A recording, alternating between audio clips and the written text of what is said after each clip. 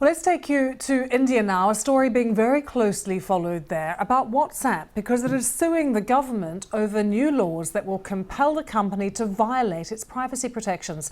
The legislation comes into effect today. So let's take you to Ravindra Rao, who is following the story for us from Delhi. Why isn't WhatsApp taking the government to court?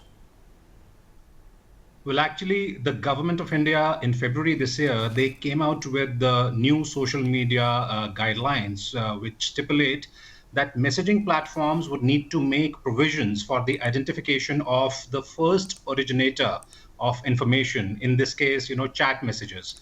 So WhatsApp basically is pleading before the court that, doing that would mean that the end-to-end encryption would completely break, and this would undermine the people's right to privacy. So that's why WhatsApp is essentially seeking the striking down of these new rules, which which the government of India has implemented. Why does the government want these new rules?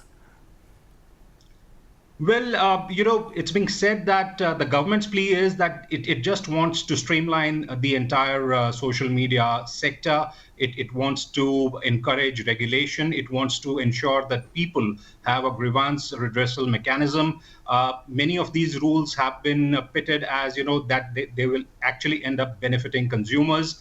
The government wants that all these social media giants, all these service providers, they should set up grievance redressal mechanisms. They should appoint officers.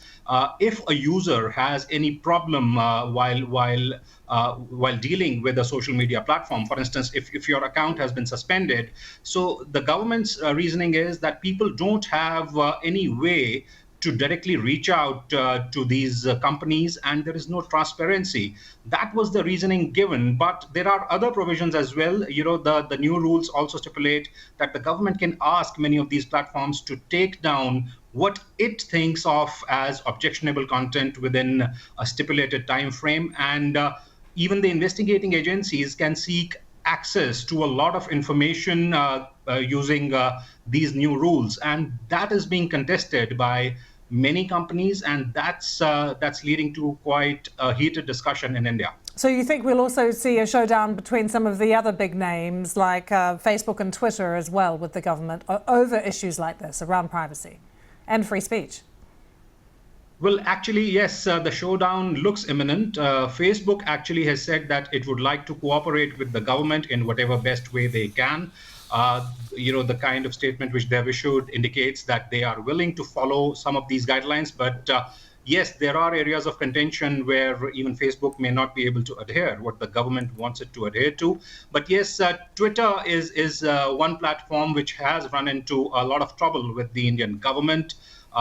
Just a couple of days back, we had a police team reach two of their offices in Delhi, and they were there to serve notices to Twitter officials over a tweet by an Indian politician of the ruling dispensation, because Twitter had labeled the tweet as manipulated media. So yes, this is not the end of the story. This is going to get heated up from here for sure. Ravindra, good to get your thoughts. Thanks for joining us. And just to let you know, WhatsApp has nearly 400 million users in India alone.